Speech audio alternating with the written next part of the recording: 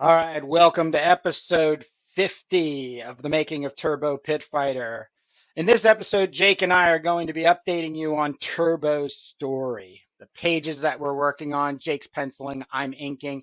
I'm even working on a 6-page teaser that will be able to get sent out at the very nearer future than the entire episode. So we're going to give you an update in our Turbo talk.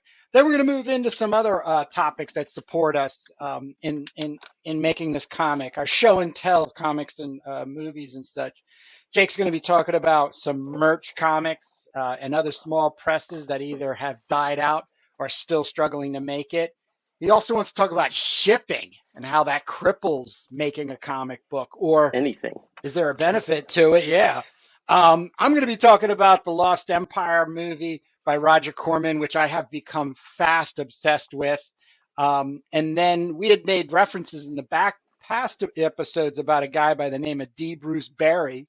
And this was he inked some of the issues of King Kirby. I got a paperback of his and ended up reading the first chapter this morning. And boy, is that a B movie ready to get made. And then, of course, we have a little smaller segment, which is based on the B movie She Devils, which is a story that Jake and I are kind of fleshing out, which is centered around the enigmatic movie maker, Russ Meyer.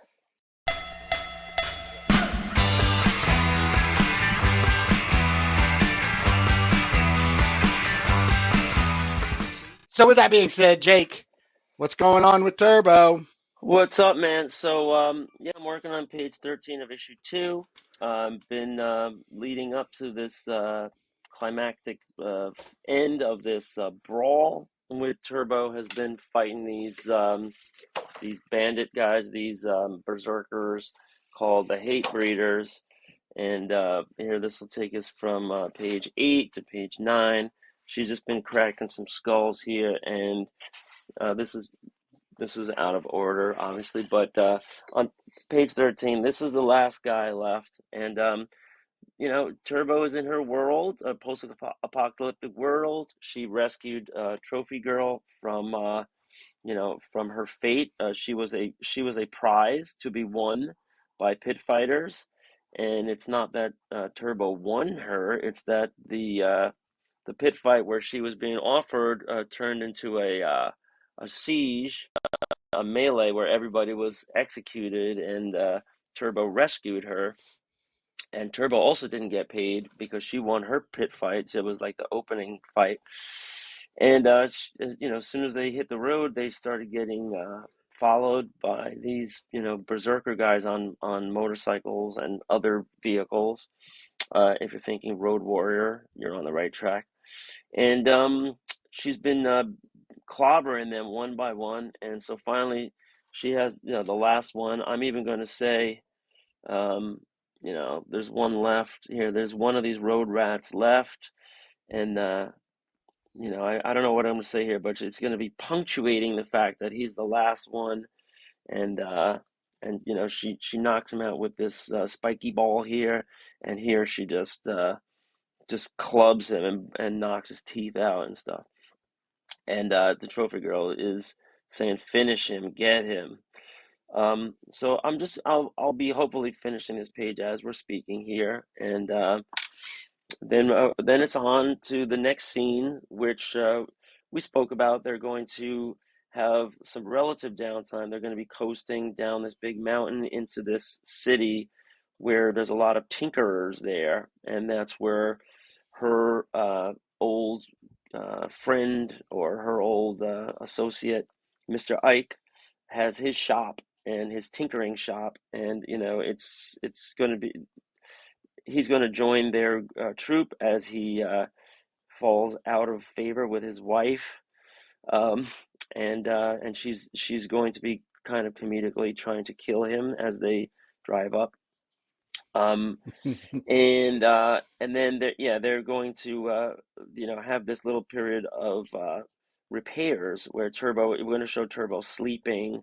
We're going to show them eating because we don't ever show them eating in this world, and that's going to be actually a part of the um of how it got to be post-apocalyptic, what happened to food in the future, in this future. And then there were going to be, maybe just 2 or 3 pages on the downtime and the repairs before they're off and running.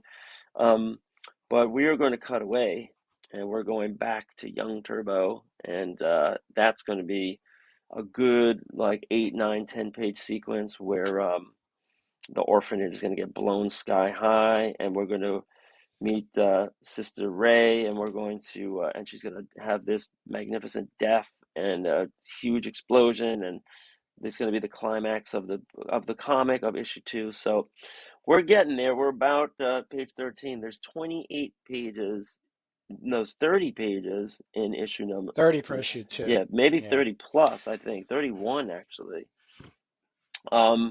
Maybe 32. Yeah, I think we're doing because it's I think it's 32. That's what's ringing in yeah, my it's head. 32. Yeah, because this comic is going to be 32 plus 4, just chock full of action with no ads, and the only non-story is going to be the front and back covers and the inside front and back covers, and so Good. and we're also going to use that space for promotion and backstory and indicia and everything else. So that's pretty much the big catch up where we're at right now. I'm just finishing off this little panel down here, if you can see. So um And yeah, so what's the next segment? I already forgot our rundown. I know we're getting a modicum of no, organization. I get my yeah, we're working on it. This is episode 50. We're happy just to be here. No, we're still in the Turbo Talk. I am going to share where I'm at. You're on page 13, right? That was what you said. Issue 2, page 13. Yeah. Yeah, issue 2. But I am on issue 1, page 1, because I'm working on finishing the inks, which I have pages 1 through 20 already inked up to 80%. So I've got to finish it off. But I'm going to take the first 6, and we're going to do ourselves a little teaser comic, is what I'm calling it, Oh, where you it'll be the tease. first 6 pages, and we will be able to get this out in people's hands, so they're even more excited about it. So I am and have been exploring with the inking process, because we're dealing with a black and white comic book. One of the things that usually comes about that I've always noticed in comics, unless it was an actual comic being made to be printed in black and white, like Conan, Savage sort of Conan, and those magazines and stuff, Warren magazines, Erie and Hank. People, even as they were learning to make comics, were inking the comics as if they were going to be colored. Right. So you're always having this feeling that they're, somebody will color it, because I just want to be an inker. But nowadays, because of digital, there's no real pencil inker colorer when it comes to getting a comic book made. You're experiencing that right now because you're out looking for some people to work on some smaller projects of storylines that you have. And people are working digital, and they're making things already sort of like colorized. Well, we're not. We're making this by hand in pencils, then inks, and then printing it, home printing. So I'm playing with the values of black and white. So you see here that these are all just outline characters from your pencils. Then I start adding in the spotting blacks. Then I need to start, which is happening up in this panel right now, start laying in the values. So this is a desolate ground, which doesn't have a lot in the way when I got your pencils, which we probably were even going to work on, as we got there, or you were leaving it to me. This week I've been playing around with some old pinups, just to kind of that were in there. And this is a Jack Kirby I had done in 2000. This was an ink job I had done. It's kind of hard to see. I will post in the right over this right now, in the video editing. But what I've done is I've been working with, and I sent you one. It's called a graphite stick. And then I've been kind of water solubling them down, just to help me get what I don't want to do anymore, which is the cutting out of the zipatones and the screens. So I'm kind of trying to make up my own screening of gray values, but with this washes of liquid, excuse me, water soluble graphite. But with that also being said, I'm doing liquid masking. So you saw me earlier using this blue pen, which is right here over the barbed wire, because I don't want them to lose what's already been done and have a little bit of a light. You'll see what happens from there. And then the good old liquid with a brush and then letting that come out. So you can see how there's already these are white shapes that I was able to hold off on. Now, this is a very painterly way of going about things. It's way more in the way of experimentation for me, which I would rather do outside of Uh-huh. the pages, the turbo pages. But at that point, this is the first time you're seeing this, Jake. What do you think? Well, my question is, because I think Zipatone is a thing of the past. If you're Mm, creating original camera ready art, you know you're going to be scanning it, and be able yep, to send to the printer. And so the Zipatone yep. doesn't really scan, in the way that you could just, leave it blank and then just add it in Photoshop or some other program later, any effect you want, any filter, any grainy thing, any stochastic screens, whatever. So the question is, how do you get a camera ready to scan? And if you want to do gray washes or gray tones, um, you know, you are going to have the ability once it's scanned in to play with it all you want, obviously. And so, the question is at the same time, do you want to create a great original?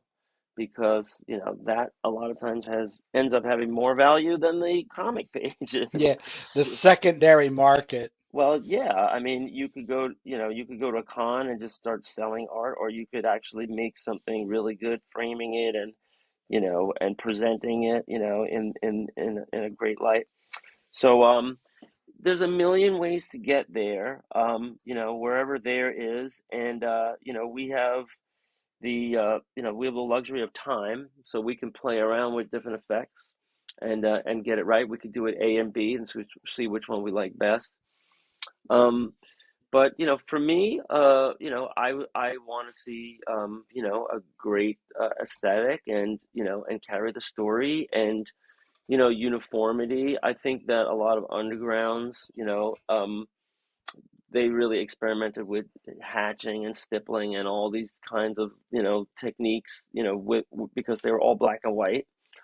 And I think we just need to find one and settle in on it. Me personally, I think the epitome of black and white indie comics, the black and white style is the Cadillacs and Dinosaurs slash Frank Oh Frazetta, yeah, yeah. where you have lights and darks, and then your intermediate tones are all getting you there by really nice hatching, and I try to draw in my art. I try to draw contoured hatching, but every artist is different. I was actually looking for some Rudy Nebres because I wanted to see if I can pull enough Rudy Nebres together for a breakout, because he has such a great way of just a unique way of doing the hatching so that you could tell his ink's anywhere. But that's what we're doing here. We're establishing kind of like a house style for this comic. And I think that the one thing about the undergrounds is when you're flipping through them, they might not be so polished. It's just people really going through all these different techniques, just stippling, scumbling, scribbling, everything in between. And I think when you're laying out a cohesive story that you want to just stick with the one way. So your question is like, how do you take your 80% inks and finish them off? Should you or shouldn't you lay in gray tones with the graphite stick? I just what your aesthetic is, because I mean, I as much as I have been a part of the development process of Turbo from the beginning, it is more your vision. So it wasn't like I had brought you character designs of Turbo and you were like, oh, I really dig this style. Yeah, So I just don't want to go off script in a way where you're like, where is he going? I thought we were, So I'm just checking in yeah. as the anchor. Yeah, so we have we start with pencils. We send over a scan. There you do ink. You do your 80% thing. I mean, you could photograph Yeah, it. this is You could these are photograph it your high res. pencils. Sorry, you could scan it high res. If you scan it 600 DPI at 80%, you could always go back to that, right? No matter what you do. So Oh yeah, yeah, yeah, yeah. so That's why I do it. That's why I get myself up to that 80% part and then um, right. let myself go. Well, if it And was then I mean me, I've even come to the point where I have re-inked pages. sure. So that's never been a shame of mine in feeling shameful. It's not like, oh, I started this, it has to be finished and it has to be finished right. Whatever the category of right is. Right. Yeah, no, Other than if you were paying me to do these pages and you're like, I'm not paying for that, buddy. right. Yeah, no, yeah, I mean, I see your progress day to day, and the 80%, it's interesting because, you still have a ways to go. Um, Mhm. if it was me, I would probably do my final 20% with one of these. Uh, What's that? Oh yeah, yeah, yeah. I have. And which one number wise is that? Is that a five or a? point Oh 0.4, no, that's the. but Ooh, whatever I yeah. have laying around, I mean, if it's the thinner ones, then you This can is the make. 0.25. This is the 0.25. Yeah, I mean, you are actually going to be challenging your scanner at that point, and you're going to be challenging the printing process at that point because, you're making a line that's super thin on the original, and then it's going to translate, each time, as you scan it, and then as it's printed, plus if you do anything in post, it's all going to be translated, right? So, that's what that's what I see, in my mind, ideally, because I think that's the way to get towards the Frank Brunner, Mike Schultz kind of style. Who's another one? John Bolton, these guys that are really, the good black and white draftsman, classic, draftsman. The heavy rendering. Yeah, I mean, Hal Foster maybe is a little bit much for me. Maybe he goes, too deep with textures. And I love the idea of balance, but I also love the idea of gradation. I mean, it all depends, like what's on the page, and are we going for a feel, um, and keeping things open, too, for future versions because one day I might try to do my duotone idea, and you want to be able to just lie right on top of what's there, and so yeah, I mean the only thing we have to worry about is what's right in front of us at the moment, and that's where is issue one we want to put out as a floppy. To get there, we're doing the teasers, which are just kind of like hand run zines format, and on a different Hmm. size and a different proportion. But you want those great pages to be available, and for when they're all compiled at the end in the book format, in the bound format, and you know, I think it'd be great as a workflow just to not have to come back to it, just to get it there the once, and then you move on to spend our time doing issue two, three, four, etc. So I don't know if I helped you. I really still owe you, going over the first 6 pages. I really haven't done that yet. We're going to set that up. I don't know. I think we're going to have to just take an entire episode. I think I need to get a little further along. I want to get like a mock up. I'm even working on one of my own, which is actually um, as a testing. This is a part of one I'm doing on like a Jack Kirby, where I've been working on off of Jack Kirby's old pages, just to have something that is penciled per se, and going from there. So yeah, no, we have yet to get there, and we're figuring things out, and that's what this channel's all about. Is Yep. Jake and I are making a comic book together right here live, and we're figuring things out. We're collabing. Not to show our ages, but we did this back in the '90s, the early '90s, when the black and white boom was still booming, and then of course we were there when it crashed in '95, and then '97 we ended up getting into Flash animation, Yep. and went from there. I think But 98. for the Yeah. most part, we're coming back to it's a 20 something year old, almost 25-year-old story that, as many of them were you and I kicking around between the two of us as we were sitting at a table at Jacob Javits. Right. Well, it's not like we started to do a story, set in the present day, and then 20 years pass by, and it's like, oh no, now it's a Me Too, and now it's this, and now it's that you can't do anything. Yeah, It's because our story was set in the future, so we're fine. yeah, yeah, yeah, yeah, yeah. And we know the year now approximately. We know that these shenanigans are going to be taking place around 2250s,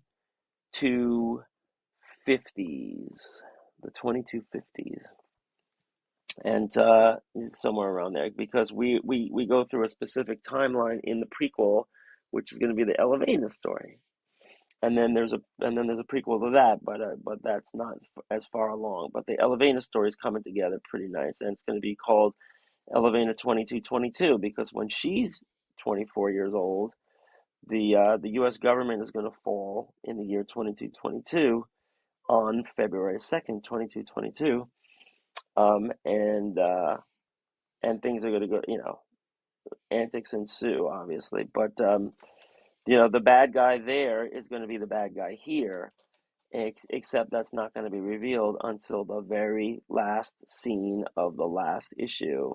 Oh my God. Bum, Oh bum, my God. how could you do that to us? Right. And we're going to find out that his name is, what is it, like uh, Cuthbert D. Hubertson or something. I forget the first name. It was like something the first name was something you made up. And I said, let's make that the first name. And But it's like the nerdiest name ever, but that's going to be the I unbeknownst. want a job where you just sit around and make stuff up. I Yeah, swear to that's you, called I that. just want a job Well, they where have that. somebody calls in. What's that called? Well, they have that job. It's called the New York Post. But no, All right, I got a so goal now. I got a goal yeah. now. But Uh, yeah, that it is fun because instead of just like throwing a dart at a name, Denny O'Neil teaches names should have meaning, and if they don't have meaning to the reader, like in some kind of inside joke like Ralph Cramden, then they should have some meaning to the creator, because then you care more about them, and you put more into them. Like they all automatically have like some kind of story attached to it, or some kind of you ownership attached to it, where History. yeah, some kind of history attached to it, and you're always thinking about that, because that could always develop too as your characters develop. So Right.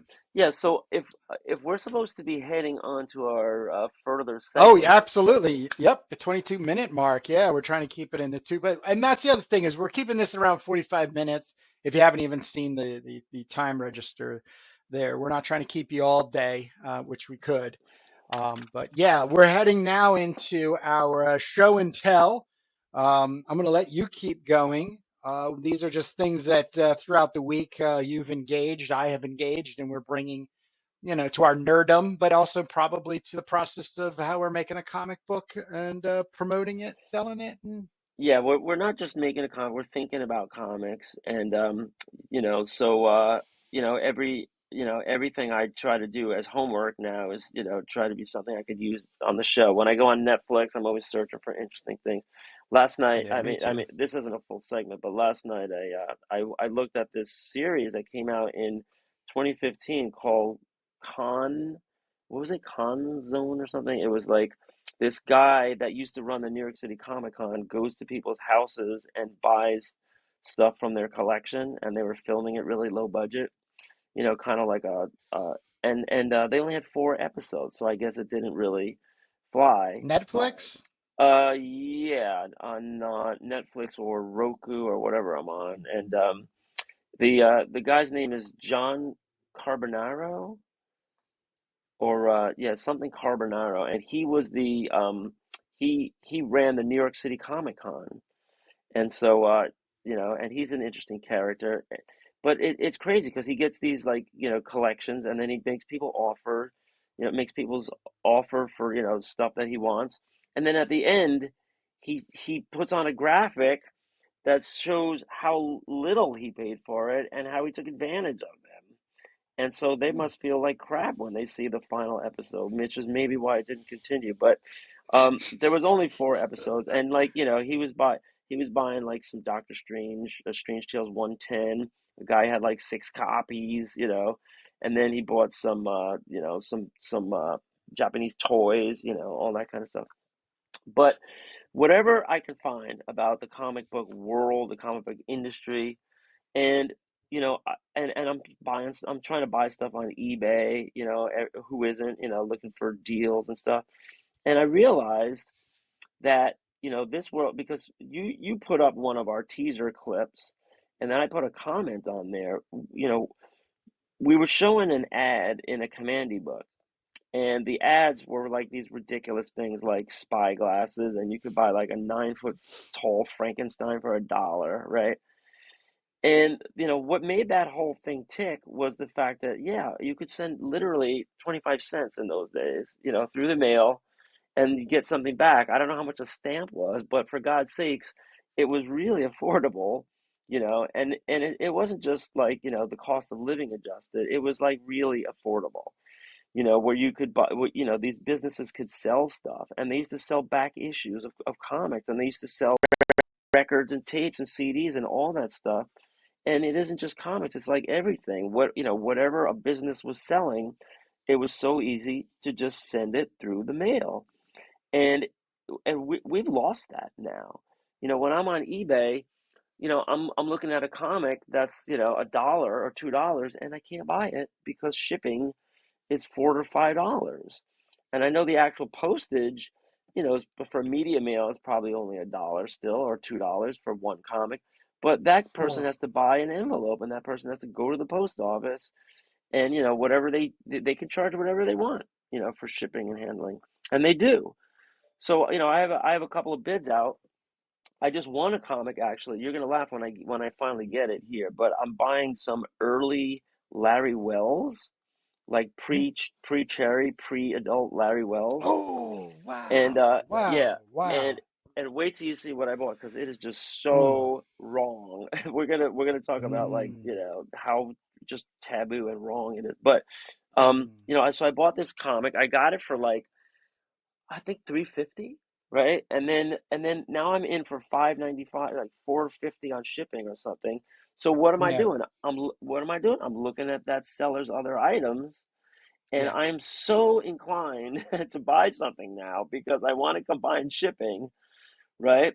And so that's not the way it should be. It should be, you should be, able to buy whatever you want. So my suggestion, and I know we're not going to solve the problem right here, but my suggestion is that the U.S. government and the U.S. taxpayer really needs to think about subsidizing the postal service so that shipping becomes really, really cheap again. And, people can send stuff without thinking about it twice. Well, And wait a second. Just to jump in, shipping is really cheap. You just have to buy it through Amazon. I right, not, and I'm not making it as so much of a joke. Amazon changed the consciousness when it started its Amazon Prime. I'm always an Amazon Prime member for many reasons. The free shipping. This here, this here is what's called. This is what takes the liquid mask off.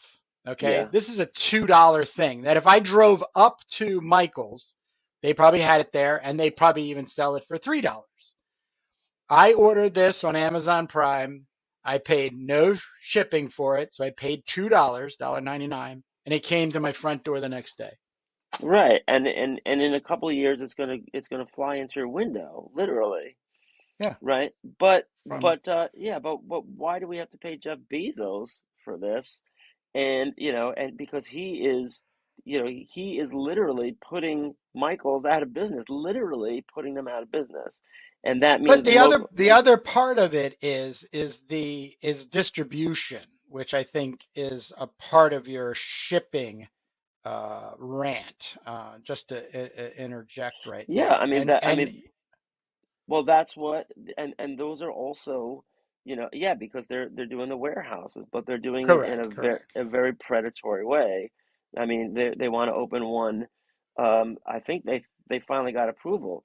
They have these town council meetings at 8 a.m. on a Monday when nobody's going to be there, and they get approval from to open up a warehouse that's 5 stories tall, and it's only going to have like 9 permanent workers. Everything else is going to be robots, but they're going to have these trucks that are just bearing down on our roads, local roads, in and out of there every 2 seconds, and it's going to be spewing, belching exhaust into and there's a freaking animal hospital right across the street, and Is these this in your animals are neighborhood? Is this in your yeah neighborhood? this Oh, yeah right I was yeah like, this is wow. happening, but this is happening in your neighborhood too. I'm Oh sure of yeah, it. yeah.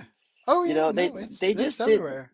they just did one, about I'm about maybe an hour or two away from Wappingers Falls, and they just did a bait and switch.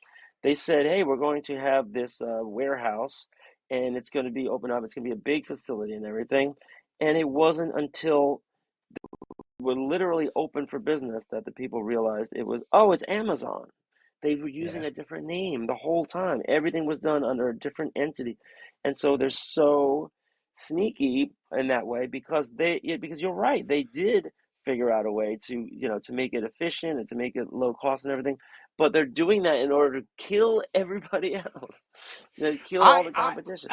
to move you over to shipping and comics, I have had this same frustration. Everything you've discussed, it has been not only plaguing me. I think it plagues everybody because then what you're doing is, for instance, most things, most of the things I have bought, I could have gotten for $1 to maybe up to $5 at a comic book show. Problem is whether that comic book show is going to have them all. Okay. Right? If it's in Baltimore, that's a $75 round trip for me. Yeah. And then I Yeah. get $50 worth of comics because that's my budget when I go into a Yeah. show. It's like going into a casino. I didn't bring a credit card. I keep it in the Right, but car. why this is But why we've changed our mindset when we're at a comic show. Well, I'm not paying shipping, so I might as well grab everything I can here. yeah, but You're there's more also some inclined. excitement. We've got a show in our area coming to on April 1st. I haven't been to in a couple of years because of COVID, and I'm pretty excited. And it's got me so excited. I'm thinking about putting a pull list together. So I'm going back through all these other comics I've not bought because they're, let's say they're $8 plus $7 shipping and handling. That's $15 for a Yeah, $5 comic book. If that, I could haggle if I got 25 of those at $5 and say, hey man, I give you $50. Yeah, sure, give you $50. Or give yeah, me, right. Yeah, you wheel and you have the person there. You can wheel and deal. With eBay, there's no wheeling and dealing. And you're bidding up against other people at the same time. So, but aren't you um, really talking about the meeting of instant gratification when it gets down to the criticism of having to pay for shipping? Because if you plan things out, I'm not one to say, kick this one around that I am, but if you plan something out, like you can do, let's say 3 comic book shows, just attend them. There's definitely 3 shows I could attend in a year, and it's all from about April through the summertime. Well, you save your little dollars there, put in a little pinky bank, and then crack it open when it's time to go to the show, and then that's what you get, and that's what you have. But we end up surfing the internet, eBay, and the likes, and the next thing you know it, oh man, I mean, there's so many times I've waited like months on things, and then finally was like, oh, whatever, I'm just pulling the trigger. Yeah. It's my birthday today. Right. Well, the thing about eBay is that, it's a great free reference to try to find values, and that's a great service. And then, to find if something is available right then and there, you could just pick it up. If there's a lot of copies of it, you could probably, pick it up pretty cheap. Um, but it's I mean, in everything, in the record industry, we call it the great equalizer, right? Sure, sure, sure. And Now, how same. much do you think this has to do with your small publisher rant? Like the demise of small. Do you think shipping is crushing small Yeah, publishers? of course, because the old model was that they would buy in bulk, and then you would ship, mail order. Your distributors would buy in bulk. Yeah, it used to be, Diamond, would wholesale them out, and they would give you pre-orders, and you would give them a discount because they're buying it, in boxes and boxes all at once. But then the publishers go mail order after that, and they sell out of the back of their catalogs, and they sell at shows, and they make deals with, shop owners that they might know. However you get it done. Maybe you get listed in Bud Plant. Maybe you get, Yeah, listed in a big, quarterly, catalog that comes out. But the shipping, I mean, we're not just talking about comics. We're talking about the entire country of, creative people, whatever you produce. You could be on Etsy, you could be anywhere, and anything that has to be shipped. I mean, you could even be talking to retailers. You could talk about anything from a specialty candy shop to a pet store to anything. mm, And the fact that shipping, which used to be a public good and a public service, and it was cheap and it was subsidized and nobody cared, whether the post office made a profit or not, enabled small businesses to blossom for decades, if not centuries. And then it was all taken away, because of, politics and everything. And, we're going to get into that, because the bad guys in our story are, big corporate, malign baddies. actors. Yeah, of course. But, they're commodifying everything. And commodifying the mail means that you're crushing little small businesses. And and when Amazon figures out this drone thing, it's going to be even worse. Why don't we have USPS drones? Why, and how come we're not moving as fast as they are? And the reason is because we have a boot on our neck, you know. And the post office should be the place for, for all this stuff. It should be the Right, place for little loans and payday loans and stuff, and it right, should be the place, for postage, and it should be. And you know what? It could also be, conceivably, it could be the point of distribution for things too. Go right. to your local post office and pick up blah blah blah. If there's a demand, you're cutting out the commercial, and you're going public, and you're paying Uncle Sam, a fee for that service. Why not? So Like if some, what about the um, merch thing you had found? The merch. right. So now we're going to something I came across, and you're gonna have to, I hate to put the work on you, but you're gonna have to put the images up. But I'm looking online, I'm looking here and there, and I find this character called Miss Meow. Miss And Meow. yeah, and so here we're looking at the Miss Meow covers from Merc Publishing, and they have this real kind of like magazine-like quality look to Oh, it, and they have these characters. Here's Home, and Miss Meow is their big character, but they have a couple others. And it's amazing to me, Kurt. It's amazing. So this is a you're publisher that's impressed? out. Are you impressed? It, no, I'm not saying this is great. I'm just like flabbergasted that this is a company and they're viable right now, at least. They are on Kickstarter. They have these videos where explain how they met. I think this is out of a big comic store. So Oh, that's a pretty good, it's a that's pretty good awesome. head start. Yeah, I think it's a pretty good head start when you're dealing with a comics retailer, and then, the person might be like the owner might be like a collector, and then, he's reaching out to some creatives, and they're making something. I mean, that's when I used to work for Comic Zone. They were out of a store too. So, Yeah. um, so that's a good head start. But what it is just these. There's a couple of comics out. I don't know how many comics they have out, but it's all these variant covers again. Yeah. And though then you got the top list, then you got the bottom list, then you got the everything, this, that, and the other.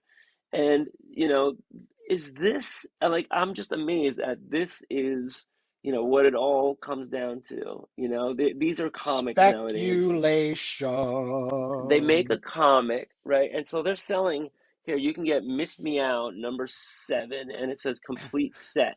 That's not a complete set of 1 through 7. That's a complete set of issue #7 because they have 6 different covers of it that they're showing. One, two, three, yeah, 6, and they're charging $175 for.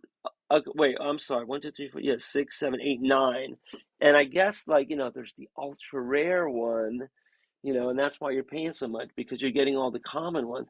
But we spoke about this, right? It's the same insides in the comic, and then it's just the same. It's just different artists doing different covers.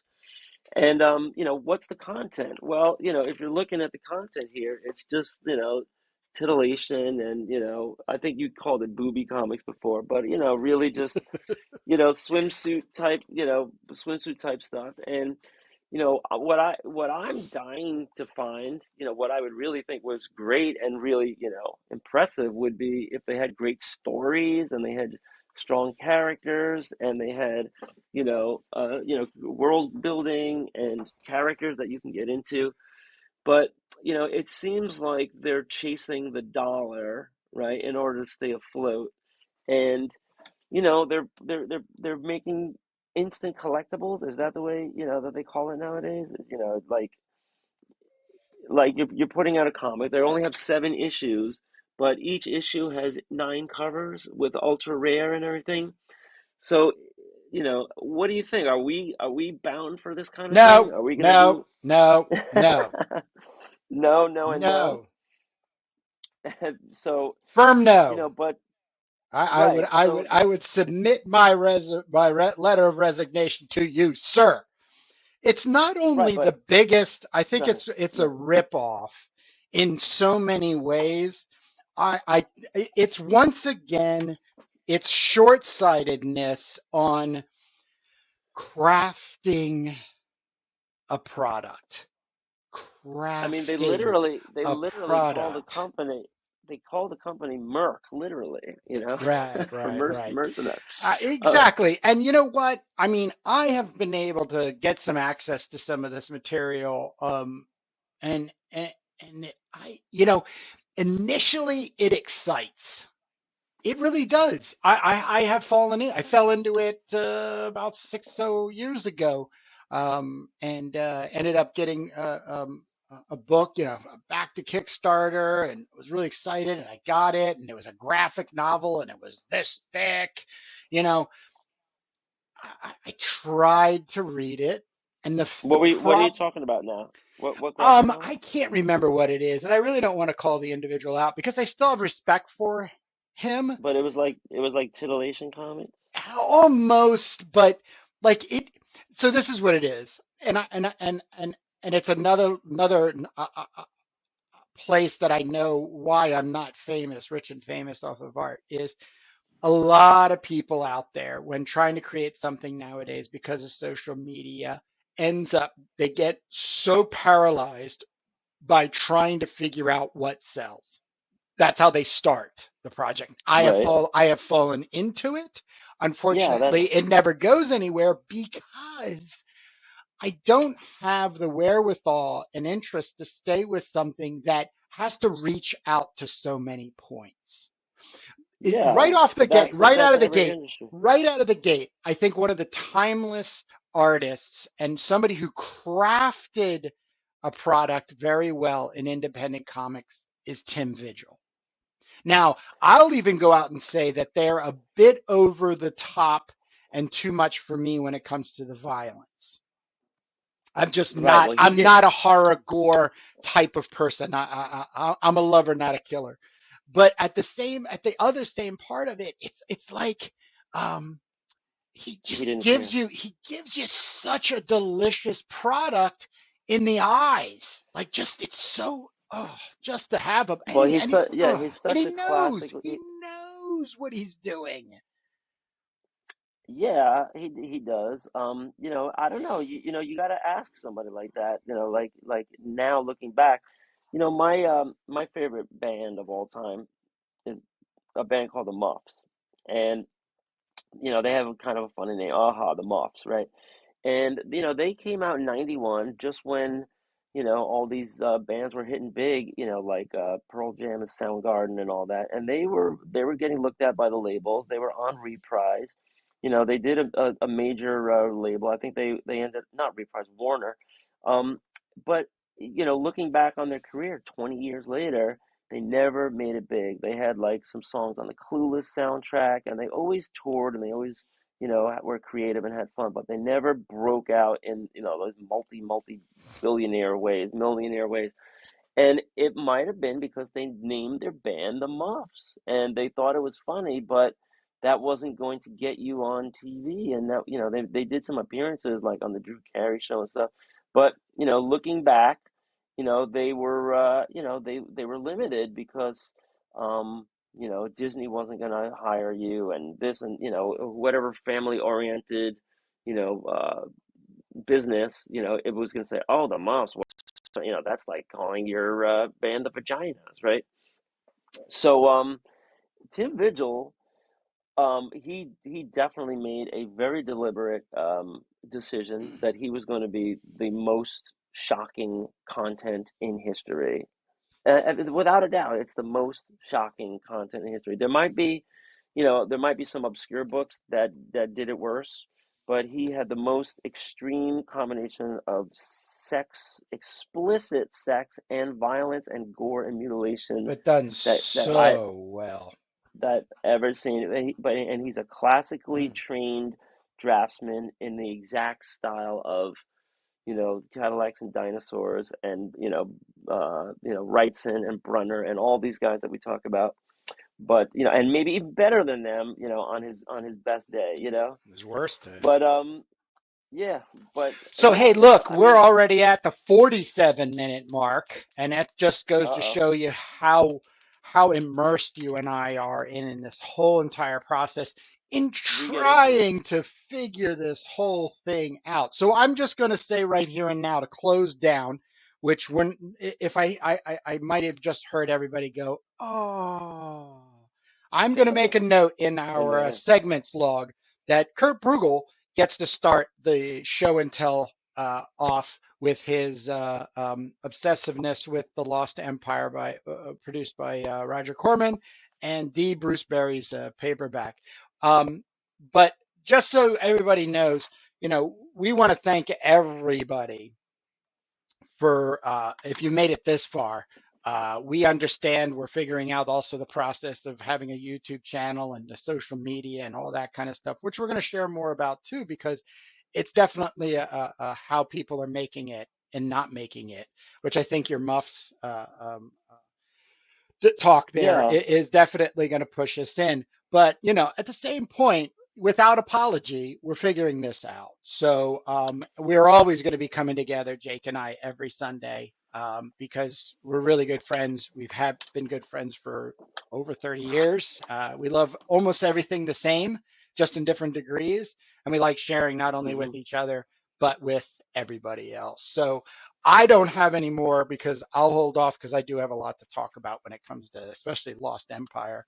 But if you want to say anything in closing, Jake, take it away. No, just check out our breakout videos and skip around. We have a lot of stuff going back almost a year now, and going forward, depending when you're listening to us. I'm getting ready to start page 14, so tune in next time. Nice, nice, nice. All right. Well, thank you so much, everyone, again. And we'll see you next week. We have breakout videos we're doing. Right now, we're working on comics that influence black and white centric independent works, European, Yeah, Japanese, American, Australian, British, whatever it is we get our hands on. Check it out. We Who did we knows? Who did knows? 20 episodes of the first 20 issues of Commandy, so you got that over there. So we're bringing it to you. And always, please share in the comments with us. We're totally listening, and we appreciate it very much, no matter how critical you get with us or how much in praise. But other than that, Yeah. thank you very much, Jake. I'll see you in the next.